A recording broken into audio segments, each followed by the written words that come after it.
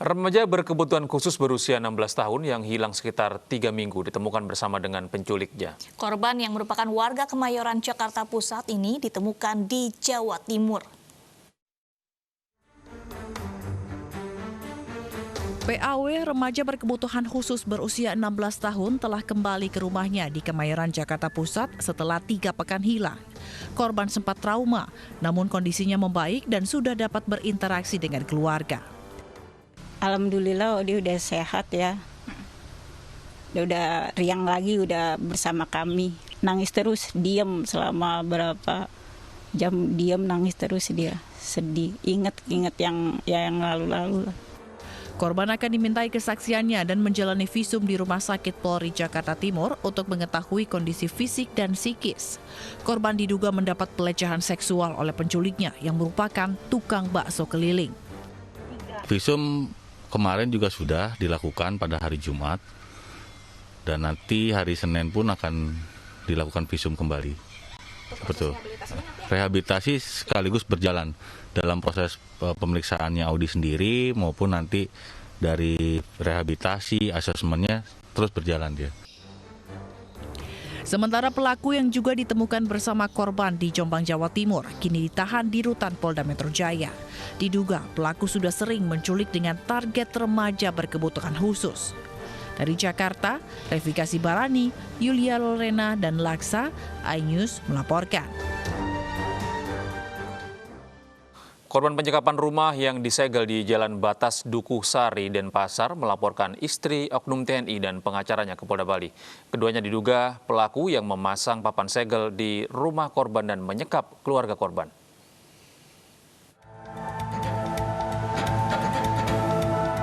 Kasus penyegelan yang berujung penyekapan satu keluarga di Jalan Batas Dukuh Sari, Gang Merak, Denpasar Selatan, Bali memasuki babak baru. Korban atas nama Hendra melaporkan kasus tersebut ke Polda Bali pada Sabtu petang. Hendra melaporkan istri oknum anggota TNI dan pengacaranya atas kasus dugaan pidana kejahatan terhadap kemerdekaan orang secara bersama-sama. Sementara oknum TNI terduga perencana penyekapan dilaporkan ke Denpom TNI 9 Denpasar. Kalau selama saya tinggal udah berapa kali kejadian bolak-balik gitu, pernah saya diancam mau digembok juga dari luar gitu Pak. Habis itu berulang kali lah tindakan terornya gitu Pak. Ya semoga bisa gimana caranya supaya kita bisa tinggalnya di rumah itu jangan merasa kayak terteror terus Pak, berulang kali digangguin, diteror, diusir gitu. Jadi kita orang tua sampai sekarang masih trauma gitu, anak-anak juga sama jadi gitu. Kasus penyekapan dipicu dari sengketa kepemilikan tanah. Pelaku mengakui telah membeli rumah dari pihak lain dan menyegel bangunan itu agar penyewa atas nama Hendra keluar dari tempat tersebut. Butuh waktu 7 jam agar polisi bisa membebaskan penghuni dari kediamannya yang tersegel. Pembebasan dilakukan atas dasar kemanusiaan, terlebih di dalam rumah terdapat lansia. Pemilik yang mengaku pemilik ya yang telah memasang ini beserta lawyernya saya tunggu konfirmasi malam ini di Polda ya. Saya mohon yang sangat atas dasar kemanusiaan. Ya, prosedur untuk melakukan penyegelan itu ada aturannya. Bila terbukti bersalah, pelaku penyekapan terancam hukuman 8 tahun penjara. Dari Denpasar, Bali, Aris Wiyanto, iNews melaporkan.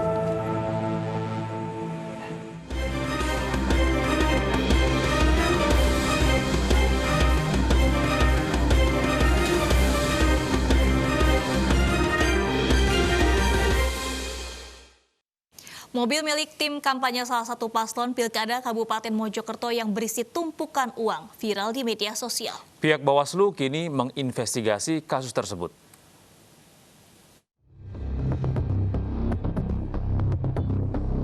Warga Mojokerto dihebohkan dengan video mobil berisi tumpukan uang yang diduga milik salah satu paslon peserta Pilkada Kabupaten Mojokerto. Di dalam mobil terdapat ceceran uang pecahan Rp100.000 yang menutupi dashboard hingga kursi belakang. Menanggapi beredarnya video ini, Ketua Tim Kampanye IKFI Nabara, Santoso mengakui mobil tersebut milik salah satu tim kampanye Iqbar bernama Najib. Pihaknya memastikan dalam kontestasi Pilkada Kabupaten Mojokerto tidak ada unsur politik uang. Sementara pasca viralnya video mobil berisi uang, Bawaslu Kabupaten Mojokerto berkoordinasi dengan tim Gakumdu untuk menginvestigasi lebih dalam dan akan memanggil Ketua Tim Kampanye Ikvina Bara. Setelah menerima video itu, kami langsung berkoordinasi dengan kawan-kawan yang ada di sentra Gakumdu, terutama di penyidik kepolisian. Jadi kami saling memberi informasi berkaitan dengan proses investigasi yang kami lakukan. Pasangan Ikvina Bara maju dalam Pilkada Kabupaten Mojokerto diusung koalisi banyak partai, yaitu Partai Demokrat, PAN, Nasdem, dan PKS. Dr. Ikvina Fatmawati, mantan istri Bupati Mojokerto Mustafa Kamal Pasha, yang ditangkap KPK dalam kasus gratifikasi jabatan. Sedangkan Muhammad Al-Bara adalah putra Kiai Asep Saifuddin Kalim, pemilik Ponpes Amanatul Ummah di Kecamatan Pacet, Kabupaten Mojokerto. Dari Kabupaten Mojokerto, Salahuddin Ainus melaporkan. Sebelumnya, organisasi masyarakat bernama Jari 98 diduga membagikan uang kepada masyarakat saat masa kampanye Pilkada Tangsel untuk mendukung salah satu pasangan calon. Peristiwa ini bertepatan dengan dimulainya masa kampanye Pilkada 2020 pada 26 September lalu. 300. Inilah video jaringan aktivis reformasi Indonesia atau Jari 98 yang membagikan uang kepada masyarakat di lapangan Ciater, Tangerang Selatan. Aksi ini bertepatan dengan dimulainya masa kampanye Pilkada 2020 pada 26 September lalu. Acara dimaksudkan untuk mendeklarasikan dukungan kepada pasangan nomor urut 3 yakni Benyamin Daphni dan Pilar Saga Ihsan yang berlaga dalam Pilkada Tangerang Selatan. Meski demikian, aktivis Jari 98 membantah aksi bagi-bagi uang untuk kepentingan politik. Aksi pengumpulan masyarakat ini juga dilakukan di masa pandemi yang diduga melanggar aturan protokol kesehatan. Deklarasi bahwa Jari 98 yang ada di Tangsel dukung nomor urut 3. Nomor urut 3. Benyamin. Ya, jadi nggak ada yang namanya nyawer itu buat kepentingan politik. Sementara itu, Bawaslu Kota Tangerang Selatan menyatakan akan menyelidiki temuan dugaan pelanggaran aksi pembagian uang serta pelanggaran protokol kesehatan oleh Ormas Jari 98. Bawaslu akan memberikan sanksi apabila kegiatan yang dilakukan Ormas jika terbukti melanggar Undang-Undang Pilkada. Mungkin baru kita pelajari nanti, yang jelas dari YouTube tersebut kita melihat ada dugaan pelanggaran terhadap Undang-Undang Pilkada nomor 10 tahun 2016 pasal 187A. Tim Liputan iNews melaporkan.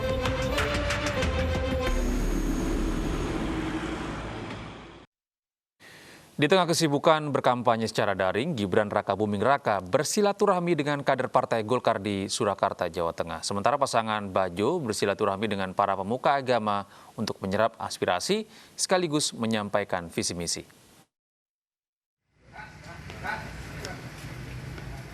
Berbagai kegiatan dilakukan Gibran Rakabuming Raka untuk mendongkrak suara di Pilkada Surakarta, Jawa Tengah. Selain berkampanye secara daring, calon wali kota Surakarta nomor urut 1 ini juga bersilaturahmi dengan kader DPD Partai Golkar. Gibran mengaku dirinya mengutamakan kesehatan masyarakat sehingga dalam kampanye selalu mematuhi aturan yang dikeluarkan KPU dengan menjalankan protokol kesehatan. Gibran menargetkan perolehan suara 92% dalam Pilkada Surakarta, Jawa Tengah Desember nanti. Target 92% dianggap target rasional, mengingat hampir semua partai mendukung pasangan Gibran Teguh. Ya, tadi saya menyampaikan target pemenangannya berapa, ya tadi sudah disanggupi, dan itu angka-angka yang sangat bisa diraih. Dari dukungan partai politik yang ada di Solo, pertimbangannya selain dukungan partai apalagi? Ya, dukungan partai, dukungan warga, semua. Kita memang dari awal targetnya sebesar itu. Sementara pasangan Bajo memanfaatkan masa kampanye dengan bertemu para pendeta Kristen se-Surakarta. Pasangan Bajo yang didampingi tim pemenangan Bajo yang menyampaikan visi dan misi kepada pemuka agama sekaligus menyerap aspirasi yang kemudian diolah untuk dijadikan kebijakan. Bagio Wahyono mengaku mendapat banyak masukan dalam pertemuan ini, diantaranya pengelolaan sungai, pendidikan, infrastruktur, dan fasilitas keperluan terkait keagamaan. Sesuai dengan harapan masyarakat, nah ini nanti di tips juga tentang masalah untuk peningkatan ekonomi di masyarakat. Selain bersilaturahmi dengan tokoh agama, pasangan Bajo juga bertemu dengan budayawan serta warga untuk mendongkrak suara dalam Pilkada Jawa Tengah. Dari Surakarta, Jawa Tengah, Septiantoro, iNews melaporkan. Pemirsa, setelah sempat tertunda mengikuti tahapan Pilkada, pasangan calon Bupati, Wakil Bupati Karangasem, I Gusti Ayu Masumantri dan Imade Sukarana mengambil nomor urut. Mereka akan berkampanye meski waktunya terbatas.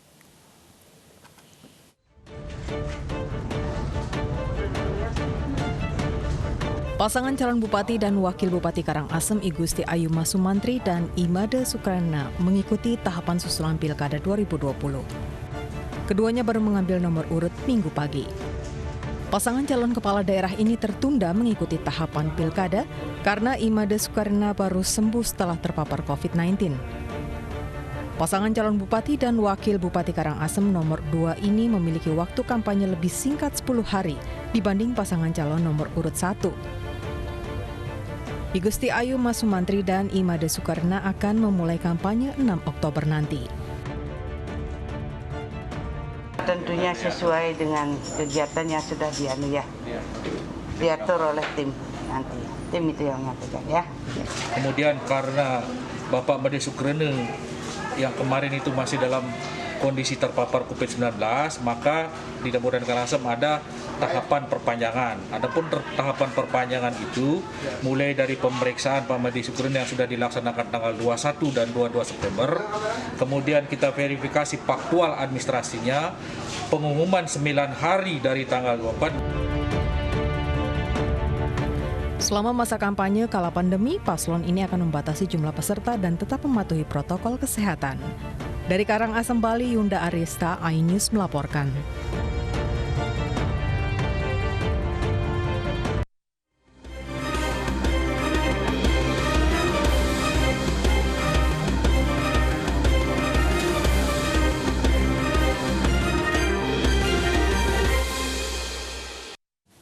Banjir di akhir pekan menerjang Perancis Selatan hingga perbatasan Italia. Puluhan mobil terendam lumpur hingga hampir 1 meter. Informasi mancanegara akan kami hadirkan usai jeda.